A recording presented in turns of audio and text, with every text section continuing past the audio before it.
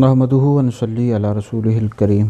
ایک سوال یہ کیا گیا کہ ایک رافضی ہے، اس نے حضرت سیدنا ابو بکر صدیق رضی اللہ تعالیٰ عنہ اور حضرت سیدنا عمر بن خطاب رضی اللہ تعالیٰ عنہ کی خلافت کا انکار کر دیا ہے۔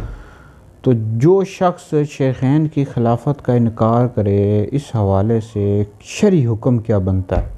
اس حوالے سے کیا حکم ہے؟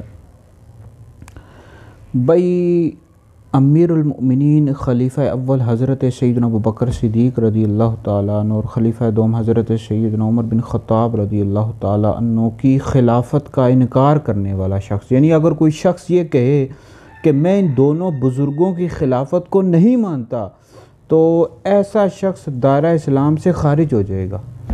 اور اس پر ہمارے پاس بے شمار دلائل موجود ہیں۔ بخاری، مسلم، ترمذی میں اس طرح کی احادیث موجود ہیں۔ حضرت سیدنا صدیق اکبر رضی اللہ تعالیٰ عنہ کی جو خلافت ہے، اس پر تمام صحابہ کا اجماع ہے، اور خود مولا کائنات مولا علی پاک رضی اللہ تعالیٰ عنہ نے امیر المؤمنین حضرت سیدنا ابو بکر صدیق رضی اللہ تعالیٰ عنہ کی بیعت کی ہے، آپ کی خلافت کو مانا ہے۔ تو اس پر تمام صحابہ کا اجماع ہے، اور صحابہ کے اجماع کا جو منکر ہے، ایسا شخص دائرہ اسلام سے خارج ہے۔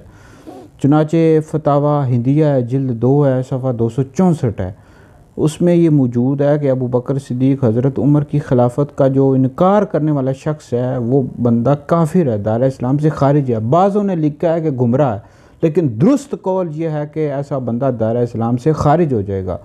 اور پھر امام اہل سنت کا رسالہ رد الرفضہ، اس میں امام اہل سنت نے فتح القدیر، خزانۃ المفتین اور دیگر کتب کے حوالے سے لکھا ہے کہ جو رافضی ہیں وہ حضرت سیدنا ابو بکر صدیق، حضرت عمر رضی اللہ تعالیٰ عنہ کی خلافت کا انکار کرتے ہیں۔ تو جو ان دونوں بزرگوں کی خلافت کا انکار کرتا ہے، تو ایسا شخص دائرہ اسلام سے خارج ہے، کافر ہے۔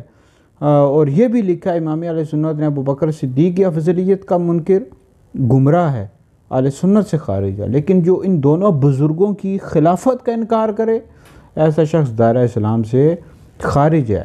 تو بہرحال اس پر تمام صحابہ کا اجماع ہے کہ، اور صحابہ کا اجماع کا منکر کافر ہے، تو لہٰذا ان دونوں بزرگوں کی خلافت کا انکار کرنے والا بندہ کافر ہے، دائرہ اسلام سے خارج ہے۔